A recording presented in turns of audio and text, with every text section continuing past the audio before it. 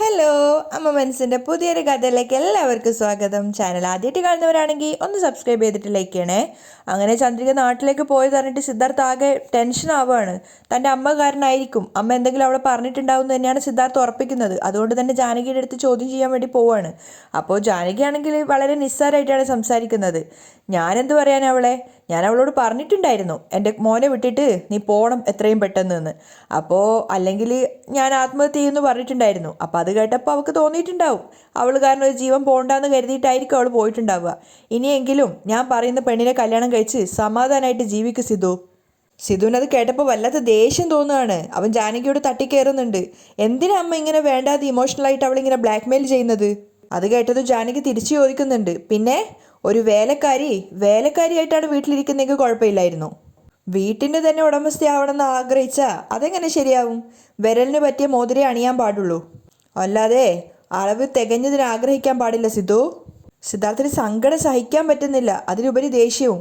അവൻ അമ്മയോട് പറയുന്നുണ്ട്, അയ്യോ, നിങ്ങൾ ചന്ദ്രികയുടെ ജീവിതം മാത്രമല്ല ആ ചെറിയ കുട്ടിയായിട്ടുള്ള മലറിൻ്റെ ജീവിതം അടക്കമാണ് നശിപ്പിച്ചതമ്മ. ആ കുഞ്ഞിനെക്കുറിച്ച് നിങ്ങളൊന്ന് ചിന്തിച്ചു നോക്ക്. അതിൻ്റെ പഠിത്തമൊക്കെ ഇനി എങ്ങനെയായിരിക്കും? ആ ചെറിയൊരു ഗ്രാമത്തിൽ അതിന് മര്യാദയ്ക്ക് പഠിക്കാൻ പോലും പറ്റുമോ? അതിൻ്റെ ഭാവി എന്താവും അമ്മ ചിന്തിച്ചിട്ടുണ്ടോ? അപ്പോൾ ജാനകി കളിയാക്കിയിട്ട് ചോദിക്കുകയാണ്, അവരെ പറ്റി നിനക്കെന്തിന് ഇത്ര ടെൻഷൻ സിദ്ധു? നിന്റെ ജോലി എന്താണോ ആദ്യം പോയിട്ട് നീ അത് ചെയ്. ഇനി മേലാൽ ചന്ദ്രികയെ പറ്റിയോ മലറിനെ പറ്റിയോ ചോദ്യം ചെയ്യാൻ വേണ്ടി വരരുത് എന്ന് പറഞ്ഞിട്ട് ദേഷ്യത്തോടെ ജാനകി അവിടുന്ന് പോവുകയാണ്. സിദ്ധാർത്ഥിന് സങ്കടം ദേഷ്യമൊന്നും സഹിക്കാൻ പറ്റുന്നില്ല. അവൻ അവിടെ തന്നെ നിൽക്കുകയാണ്. ആ സമയത്താണ് മനീഷ് കാറിൽ പുറത്തേക്ക് പോയിക്കൊണ്ടിരിക്കുകയാണ്. മനീഷിൻ്റെ തൊട്ട് പിന്നാലെയായിട്ട് തന്നെ മറ്റൊരു ടാക്സി അവനെ ഫോളോ ചെയ്യുന്നുണ്ടായിരുന്നു. പക്ഷെ അവനത് ശ്രദ്ധിക്കുന്നേ ഉണ്ടായിരുന്നില്ല, കാരണം അതൊരു റോഡാണ്, അതിൽ ഒരുപാട് വാഹനങ്ങൾ പോകുന്നുണ്ടെന്നേ ഉള്ളൂ. അപ്പോൾ കുറച്ചു ദൂരം മുന്നോട്ട് പോയപ്പോഴാണ് മനീഷ് റോഡ് സൈഡിലായിട്ട് പാവകളൊക്കെ വിൽക്കുന്ന ഒരാളെ കാണുന്നത്. അപ്പോൾ അവൻ കാറ് സൈഡ് ഒതുക്കുകയാണ്. ആ സമയത്ത് പിന്നിൽ വന്ന കാറും അവിടെ സൈഡ് ഒതുക്കിയിട്ടുണ്ടായിരുന്നു. അപ്പോൾ മനീഷ് ചിന്തിക്കുന്നുണ്ട്, പ്രിയക്ക് പാവകളൊക്കെ ടെഡി ബെയറൊക്കെ ഭയങ്കര ഇഷ്ടമാണല്ലോ.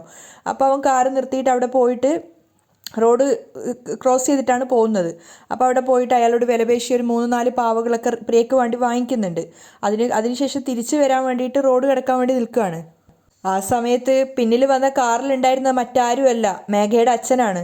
അയാൾ ചിന്തിക്കുന്നുണ്ട്, മനീഷ് ഇനിയും ജീവനോടെ ഉണ്ടാവാൻ പാടില്ല. അങ്ങനെ ജീവിച്ചാൽ അതെൻ്റെ മോൾക്കൊരു ബാധ്യതയാവും. എൻ്റെ മോളിപ്പോൾ ഒരുപാട് സ്വത്തുക്കൾക്ക് അധിപതിയായിട്ടാണുള്ളത്. അവളാണെങ്കിൽ നിൻ്റെ കൂടെ ജീവിക്കാൻ ആഗ്രഹിക്കുന്നുമില്ല. നിന്നെ കൊന്നിട്ടുണ്ടെങ്കിൽ എൻ്റെ മോൾക്ക് ഒത്തിരി സന്തോഷമാവും. ഞാൻ ജയിലിൽ പോയാലും കുഴപ്പമില്ല. നിൻ്റെ കഥ ഇന്ന് തന്നെ അവസാനിപ്പിച്ചേക്കാം. അയാൾ തീരുമാനിക്കുകയാണ്. അപ്പോൾ മനീഷാണെങ്കിൽ ടെഡി ബെയറൊക്കെ വാങ്ങിച്ചിട്ട് റോഡ് ക്രോസ് ചെയ്ത് വരികയാണ്. ആ സമയത്ത് അവൻ്റെ കയ്യിൽ നിന്ന് ഒരു ടെഡി ബെയർ താഴെ വീണിട്ടുണ്ടായിരുന്നു. അവനത് എടുക്കാൻ വേണ്ടി കുനിയുന്ന കൃത്യ ആ ഒരു സമയത്ത് തന്നെ മേഘയുടെ അച്ഛൻ വന്നിട്ട് കാറ് വളരെ അധികം ഫാസ്റ്റായിട്ട് പോയിട്ട് അവനെ ക്രോസ് ചെയ്തിട്ട് ഇടുകയാണ്. മനീഷാണെങ്കിലും പ്രതീക്ഷിക്കാതെ വന്നൊരു ആപത്തായതുകൊണ്ട് തന്നെ അവനവിടെ വീണ് പോകുന്നുണ്ട്. പക്ഷേ നാട്ടുകാരൊക്കെ ഓടിക്കൂടിയിട്ട് അവനെ വേഗം പിടിച്ചെഴുന്നേൽപ്പിക്കുകയാണ്. അതായത് ജസ്റ്റ് മിസ്സായിട്ട് ആ കാർ ആക്സിഡൻറ്റിൽ നിന്ന് മനീഷ് രക്ഷപ്പെടുകയാണ്. എല്ലാവരും മനീഷിനെ പിടിച്ച് എഴുന്നേൽപ്പിക്കുന്നുണ്ട്. ശ്രദ്ധിച്ചിട്ട് പോകണ്ടേ സാർ എന്നൊക്കെ പറയുമ്പോൾ മനീഷ് പറയുന്നുണ്ട്, കാറ് പെട്ടെന്ന് ഫാസ്റ്റായിട്ട് വന്നപ്പോൾ ശ്രദ്ധിക്കാൻ പറ്റിയില്ല, കുഴപ്പമൊന്നുമില്ല എന്നൊക്കെ പറഞ്ഞിട്ട് അവൻ വേഗം ടെഡി ബെയറൊക്കെ എടുത്തിട്ട് അവിടുന്ന് അവരോട് യാത്ര പറഞ്ഞ് പോവുകയാണ്. ആ സമയത്ത് മേഘയുടെ അച്ഛന് ദേഷ്യം വരുന്നുണ്ട്. ഓ ഷിറ്റ്, ഇത്തവണ നീ രക്ഷപ്പെട്ടു. നിനക്ക് ആയുസ് കുറച്ച് കൂടുതലാണ്. ഇന്ന് നീ രക്ഷപ്പെട്ടു, പക്ഷേ ഇനിയൊരു ദിവസം എൻ്റെ കാറ് തട്ടിയിട്ട് തന്നെ ആയിരിക്കും നീ മരിക്കാൻ പോകുന്നത്. അയാൾ ദേഷ്യത്തോടെ പുലമ്പിക്കൊണ്ടിരിക്കുകയാണ്. അതൊന്നും അറിയാത്തത് കൊണ്ട് തന്നെ മനീഷ് അവിടുന്ന് ടെഡി ബെയറൊക്കെ കാറിൽ വെച്ചിട്ട് അവിടുന്ന് അവൻ പോവുകയാണ്. അതേസമയം വളരെയധികം സങ്കടത്തിലാണ് മഹേന്ദ്രൻ ഉണ്ടായിരുന്നത്. അയാൾ ഭക്ഷണമൊന്നും കഴിക്കാതെ ആകെ ടയേർഡായിട്ടുണ്ടായിരുന്നു. ആ സമയത്ത് ലക്ഷ്മി അങ്ങോട്ട് വന്നിട്ട് പറയുന്നുണ്ട്, ഏട്ടാ, ഇന്നലെ രാത്രി മുതൽ നിങ്ങളൊന്നും കഴിച്ചിട്ടില്ല, വാ എന്തെങ്കിലും കഴിക്ക്. അപ്പോൾ മഹേന്ദ്ര സങ്കടത്തോടെ പറയാണ്, വേണ്ട ലക്ഷ്മി, എനിക്കൊന്നും വേണ്ട, എനിക്ക് വിശക്കുന്നില്ല. അപ്പം ലക്ഷ്മി പറയുന്നുണ്ട്, 3 നേരം നിങ്ങൾക്ക് ഡോക്ടർ ഗുളിക എഴുതി തന്നിട്ടുണ്ട്. നിങ്ങൾ ഭക്ഷണം കഴിച്ചാലല്ലേ നിങ്ങൾക്ക് ഗുളിക കുടിക്കാൻ പറ്റുള്ളൂ. വന്ന് ഭക്ഷണം കഴിക്കേട്ടാ പ്ലീസ്. അപ്പോൾ മഹേന്ദ്രൻ പറയുന്നുണ്ട്, മനസ്സിനൊരു സമാധാനമില്ല ലക്ഷ്മി, എനിക്ക് എൻ്റെ മേലെ തന്നെ ദേഷ്യവും വെറുപ്പും തോന്നുവാണ്. അദ്ദേഹത്തിൻ്റെ കണ്ണ് നിറയുന്നുണ്ടായിരുന്നു. അദ്ദേഹം ലക്ഷ്മിയോട് പറയാണ്, എനിക്ക് ചന്ദ്രികയും മലറിനെയും കാണണമെന്ന് തോന്നുകയാണ് ലക്ഷ്മി. എന്താ ലക്ഷ്മി, അവർ നമ്മളെ മനസ്സിലാക്കാതെ ഇങ്ങനെ വീട് വിട്ട് പോയിക്കളഞ്ഞത്? അപ്പം ലക്ഷ്മി അയാളെ ആശ്വസിപ്പിക്കുകയാണ്, അധികമായിട്ട് സ്നേഹമുള്ളിടത്താണ് അധികമായിട്ട് ദേഷ്യം ഉണ്ടാവുക എന്നാണ് പറയപ്പെടുന്നത്. അതുപോലെയാണ് ചന്ദ്രികയാണ് നമ്മുടെ മകളെന്ന് മനസ്സിലായിട്ടും നമ്മൾ അവളോട് ആ സത്യം തുറന്നു പറയാത്തത്. അവൾക്ക് ഒരുപാട് ദേഷ്യം വന്നു. അവളുടെ ദേഷ്യം കുറച്ചു ദിവസം കൊണ്ട് മാറിക്കോളും. തീർച്ചയായിട്ടും ചന്ദ്രികയും മലരും നമ്മളെ തേടി ഇങ്ങോട്ടേക്ക് വരും. ഏട്ടൻ അത് തന്നെ വിചാരിച്ചിട്ട് ഇങ്ങനെ വിഷമിക്കാതെ വന്ന് ഭക്ഷണം കഴിക്കുക. അപ്പോൾ മഹേന്ദ്രൻ ലക്ഷ്മിയോട് പറയുന്നുണ്ട്, ഒരൊറ്റ പ്രാവശ്യം എനിക്കൊന്ന് ചന്ദ്രികയെ വിളിച്ചു തരാമോ? എനിക്കൊരു സമാധാനത്തിന് വേണ്ടിയാ. ലക്ഷ്മി വേഗം തന്നെ മൊബൈൽ എടുത്തിട്ട് ചന്ദ്രികയുടെ നമ്പറിലേക്ക് കോൾ ചെയ്യുകയാണ്. സ്പീക്കറിലിട്ടിട്ടാണ് അവൾ സംസാരിക്കുന്നത്. ഫോൺ എടുത്തത് മലരായിരുന്നു. അതുകൊണ്ട് തന്നെ അവൾ സന്തോഷത്തോടു കൂടി വിളിക്കുകയാണ്, മുത്തശ്ശ. അത് കേട്ട സമയത്ത് രണ്ടുപേർക്കും നല്ല സന്തോഷം തോന്നുന്നുണ്ട്. മലർ, അയാൾ സന്തോഷത്തോടെ വിളിക്കുകയാണ്.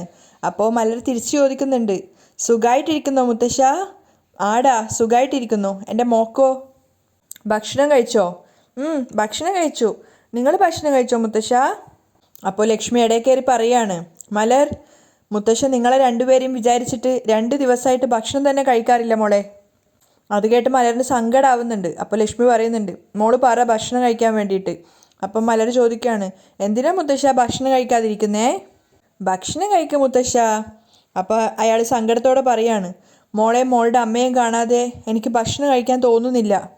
എങ്ങനെയെങ്കിലും ഇങ്ങോട്ടേക്ക് വാ മോളെ. അപ്പോൾ മലരു സങ്കടത്തോടെ പറയുന്നുണ്ട്, ഞാനും അമ്മയോട് കുറേ പ്രാവശ്യം പറഞ്ഞു, പക്ഷേ അമ്മ വരൂലെന്ന് വാശി പിടിക്കുക. മഹേന്ദ്രൻ്റെ കണ്ണുകൾ നിറഞ്ഞുകൊണ്ടേയിരിക്കുകയാണ്. അയാൾ മലറിനോട് ചോദിക്കുന്നുണ്ട്, അമ്മ എവിടെയാ മോളെ? അമ്മ പുറത്താ ഉള്ളത്. എങ്കിൽ അമ്മയ്ക്ക് ഫോൺ കൊണ്ടുപോയി കൊടുക്ക്. ശരി മുത്തശ്ശ എന്ന് പറഞ്ഞിട്ട് ചന്ദ്രികയുടെ അടുത്ത് ഫോൺ കൊണ്ടുപോവാണ്. അപ്പോൾ അവൾ കഴിച്ച പാത്രങ്ങളൊക്കെ കഴുകിക്കൊണ്ടിരിക്കുകയാണ്. ആ സമയത്ത് മലര് ഫോൺ കൊണ്ടുവന്നിട്ട് ചന്ദ്രികയോട് പറയുന്നുണ്ട്, അമ്മ, മുത്തശ്ശൻ ഫോൺ വിളിച്ചിട്ടുണ്ട് അമ്മ. നീ എന്തിനാ അവരുടെ ഫോൺ എടുത്തേ? ചന്ദ്രിക ദേഷ്യത്തോട് ചോദിക്കുകയാണ്. അമ്മ, അവർ പാവ അമ്മ. അമ്മ കാരണം അവർ 2 ദിവസമായിട്ട് ഭക്ഷണം കഴിക്കാതെ നിൽക്കുക. ഇന്നാ ഫോൺ എടുത്തിട്ട് അവരോട് ഭക്ഷണം കഴിക്കാൻ പറയമ്മ. മലര് പറഞ്ഞത് കേട്ടതും ചന്ദ്രികക്കാകെ സങ്കടമാവുകയാണ്. അവൾ ഫോൺ വാങ്ങിക്കുന്നുണ്ട്. മലര് അവിടുന്ന് പോവുകയാണ്. ഫോൺ വാങ്ങിച്ചിട്ട് ചന്ദ്രിക സംസാരിക്കുകയാണ്. ഹലോ ചന്ദ്രിക, സുഖമായിരിക്കുന്നോ മോളെ? മഹേന്ദ്ര സകല വാത്സല്യത്തോടെയും ചോദിക്കുകയാണ്. അത് മനസ്സിലായിട്ടും ചന്ദ്രിക ദേഷ്യത്തോടെ തന്നെയാണ് തിരിച്ച് മറുപടി പറയുന്നത്. എനിക്ക് കുഴപ്പമില്ല, ഞാൻ സുഖമായിട്ടിരിക്കുന്നു. നിങ്ങളെന്തിനാ ഭക്ഷണം കഴിക്കാതിരിക്കുന്നത്? നേരം മരുന്ന് കഴിക്കാനുള്ളതല്ലേ. ഭക്ഷണം കഴിച്ചാലല്ലേ മരുന്ന് കുടിക്കാൻ പറ്റുള്ളൂ. ഭക്ഷണം കഴിച്ചിട്ട് മരുന്ന് കഴിക്കാൻ നോക്ക്. അപ്പോൾ സങ്കടത്തോടു കൂടി സംസാരം ഇടറിക്കൊണ്ട് മഹേന്ദ്രൻ പറയുന്നുണ്ട്, നീയല്ലേ എപ്പോഴും എനിക്ക് മരുന്ന് എടുത്തു തരാറുള്ളത്. നീ പോയതിന് ശേഷം എനിക്ക് മരുന്ന് കഴിക്കാൻ തോന്നുന്നില്ല ചന്ദ്രിക. അപ്പോൾ ചന്ദ്രിക കുറച്ച് ദേഷ്യത്തോടെയാണ് പിന്നീട് സംസാരിക്കുന്നത്. സാർ, ഞാൻ നിങ്ങളുടെ വീട്ടിലൊരു വേലക്കാരിയാണ്. അത് കേട്ടതും മഹേന്ദ്രനും ലക്ഷ്മിക്കും ആകെ വല്ലാതാവുകയാണ്. അപ്പോൾ ചന്ദ്രിക തിരിച്ചു ചോദിക്കുന്നുണ്ട്, ഒരു വേലക്കാരി വീട് വിട്ടു പോയി, അതുകൊണ്ട് മരുന്ന് കഴിക്കാതിരിക്കണോ? ദയവ് ചെയ്ത് ഭക്ഷണം കഴിച്ചിട്ട് മരുന്ന് കഴിക്കാൻ നോക്ക് സാർ. അപ്പോൾ മഹേന്ദ്രൻ സങ്കടത്തോടെ പറയാണ്, ചന്ദ്രിക, ദയവ് ചെയ്ത് ഇങ്ങനെ സംസാരിക്കാതെ, എനിക്ക് സഹിക്കാനാവുന്നില്ല. ചന്ദ്രികയ്ക്ക് അത് കേട്ടിട്ടൊന്നും ഒരു സഹതാപവും തോന്നുന്നില്ല. അവൾ ആകെ ദേഷ്യത്തോടെയാണ് ഇരിക്കുന്നത്. അപ്പോൾ മഹേന്ദ്രൻ പറയുന്നുണ്ട്, ഞാൻ നിന്നോട് സത്യം പറയാത്തതിന് ഒരുപാട് കാരണങ്ങളുണ്ട് മോളെ. അത് മനസ്സിലാക്കാൻ പോലും ശ്രമിക്കാതെ നീ നിൻ്റെ ഇഷ്ടത്തിന് വീട്ടിൽ നിന്ന് ഇറങ്ങിപ്പോയി. അപ്പോൾ ചന്ദ്രിക പറയുന്നുണ്ട്, എനിക്കൊരു കുഴപ്പമില്ല സർ. ഒരു വേലക്കാരിയായിട്ട് നിങ്ങളെന്നെ നന്നായിട്ട് നോക്കിയിട്ടുണ്ട്. അതിന് ഞാൻ നിങ്ങളോട് എപ്പോഴും നന്ദിയുള്ളവളായിരിക്കും. പക്ഷേ പ്രസവിച്ച മകളെന്ന നിലയ്ക്ക്, അല്ലെങ്കിൽ എൻ്റെ അച്ഛനും അമ്മയും ആണെന്ന നിലയ്ക്ക് നിങ്ങൾ ഒരിക്കലും എന്നോടുള്ള ബാധ്യത അല്ലെങ്കിൽ എന്നോടുള്ള ഉത്തരവാദിത്തം നിറവേറ്റിയിട്ടില്ല. ലക്ഷ്മിയും മഹേന്ദ്രനും ആകെ തകർന്നിരിക്കുകയാണ്. അപ്പോൾ ചന്ദ്രിക സങ്കടത്തോടെ പറയുന്നുണ്ട്, ഞാൻ നിങ്ങൾക്ക് മകളായിട്ട് ജനിച്ചെങ്കിലും നിങ്ങൾ ഒരിക്കലും നിങ്ങളുടെ മകളായിട്ട് എന്നെ കണ്ടിട്ടില്ല. എന്നെ ഒരു വേലക്കാരിയായിട്ട് മാത്രമാണ് നിങ്ങൾ ഇതുവരെ കണ്ടിട്ടുള്ളത്. ഒരുപാട് പണം കൊടുത്തു കഴിഞ്ഞാൽ എന്നെപ്പോലുള്ള 1000 വേലക്കാരികളെ നിങ്ങൾക്ക് കിട്ടും. ഒരു നല്ല വേലക്കാരിയെ കണ്ടുപിടിച്ച് ജോലിക്ക് ചേർത്തോളൂ. ചന്ദ്രികയുടെ കണ്ണ് നിറയാണ്. അപ്പോൾ ലക്ഷ്മി പറയുന്നുണ്ട്, ഞാൻ പറയുന്ന ഒന്ന് കേൾക്ക്. ചന്ദ്രികയുടെ കണ്ണൊക്കെ നിറഞ്ഞിട്ടുണ്ടായിരുന്നു. അവൾ ലാസ്റ്റായിട്ട് പറയുന്നുണ്ട്, ദയവ് ചെയ്ത് എന്നെ വിട്ടേക്ക്. എന്നിട്ട് അവൾ കോള് കട്ട് ചെയ്യാണ്. രണ്ടുപേരും ഈ ഭാഗത്തു നിന്ന് വിളിക്കുന്നുണ്ട്, ചന്ദ്രിക മോളെ. പക്ഷേ ചന്ദ്രിക കോള് കട്ടാക്കിയിട്ടുണ്ടായിരുന്നു. ലക്ഷ്മിക്കും മഹേന്ദ്രനും സഹിക്കാനാവാത്ത സങ്കടം തോന്നുകയാണ്. ലക്ഷ്മി മഹേന്ദ്രനോട് ചോദിക്കുന്നുണ്ട്, എന്താ ഏട്ടാ ഇവൾ ഇങ്ങനെയൊക്കെ പറഞ്ഞിട്ട് കോള് കട്ട് ചെയ്യുന്നത്? മഹേന്ദ്രന് മറുപടിയൊന്നും ഉണ്ടായിരുന്നില്ല. അയാളുടെ കണ്ണ് നിറയാണ്.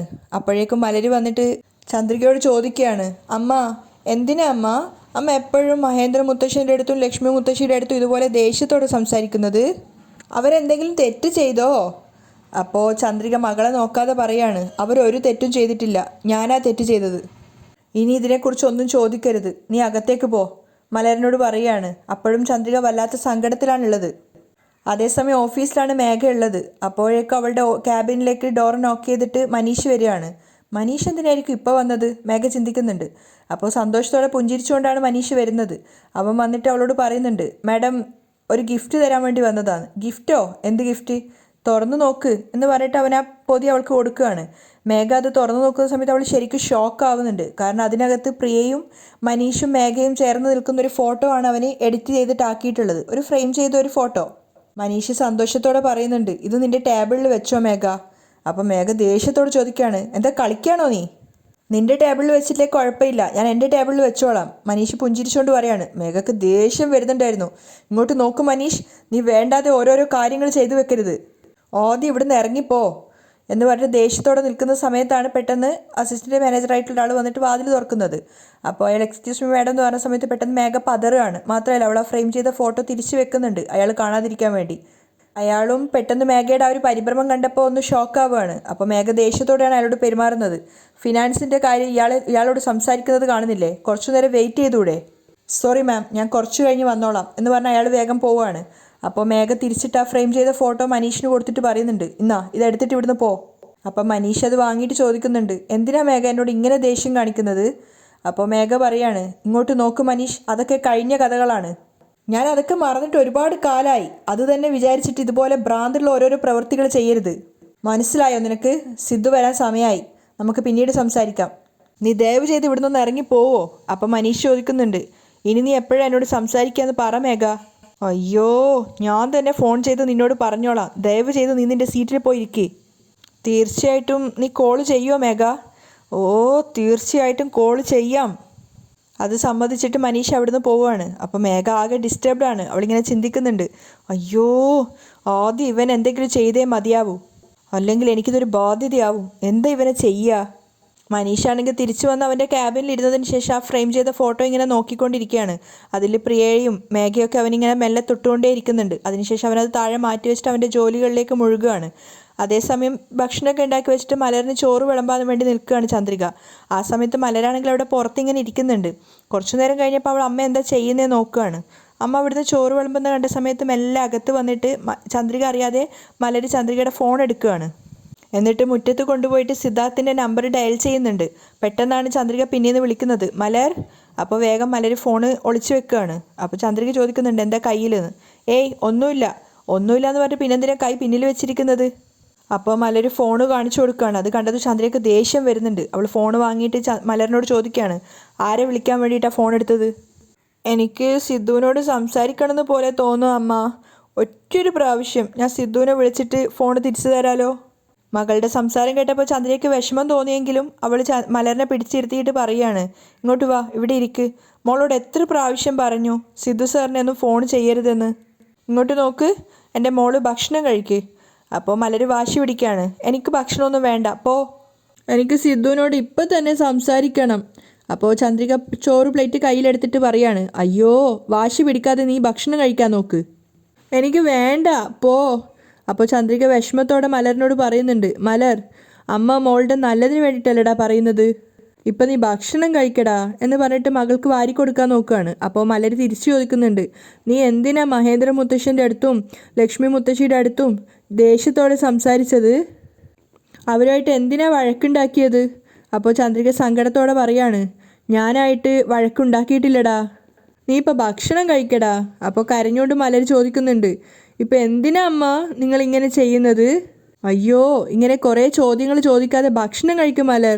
അപ്പം മലർ പറയുന്നുണ്ട്, മുത്തശ്ശൻ്റെ വീട്ടിൽ സന്തോഷത്തോടെയല്ലേ അമ്മ നമ്മൾ ജീവിച്ചത്, എന്തിനാ അമ്മ വഴക്കുണ്ടാക്കിയിട്ട് ഇങ്ങോട്ട് പോകുന്നത്? അപ്പോൾ ചന്ദ്രിക പറയുന്നുണ്ട്, നമ്മൾ എവിടെ ജീവിക്കണോ അവിടെ തന്നെ ജീവിക്കണം. നമ്മൾ പാവപ്പെട്ടവരാടാ. നമ്മളല്ലോ ഇങ്ങനെയുള്ള സ്ഥലത്ത് വേണം ജീവിക്കാൻ, അല്ലാതെ അതുപോലുള്ള വലിയ വലിയ വീട്ടിലൊന്നും ജീവിക്കണമെന്ന് ആഗ്രഹിക്കരുത്. എന്തിനാ അമ്മ അവരുമായിട്ട് വഴക്കുണ്ടാക്കിയത്? അപ്പോൾ ചന്ദ്രിക സ്നേഹത്തോടെ മകളോട് പറയുന്നുണ്ട്, നിനക്ക് തിരിച്ചറിവുണ്ടാകുന്ന സമയത്ത് മനസ്സിലാവൂടാ. ഇപ്പം എൻ്റെ മോള് ഭക്ഷണം കഴിക്ക്. അപ്പോൾ മലർ കൂടുതലായിട്ടൊന്നും പറയുന്നില്ല, ഭക്ഷണം കഴിക്കടാ എന്ന് പറഞ്ഞിട്ട് വീണ്ടും കൊടുത്ത സമയത്ത് അവളത് വാങ്ങിക്കുകയാണ്. മലർ പിന്നീട് കൂടുതലായിട്ടൊന്നും ചോദിക്കുന്നില്ല, ചന്ദ്രിക വാരി കൊടുക്കുന്ന ഭക്ഷണം കഴിക്കുകയാണ്. അവിടെയാണ് ഇന്നത്തെ എപ്പിസോഡ് വൈൻഡപ്പ് ചെയ്യുന്നത്.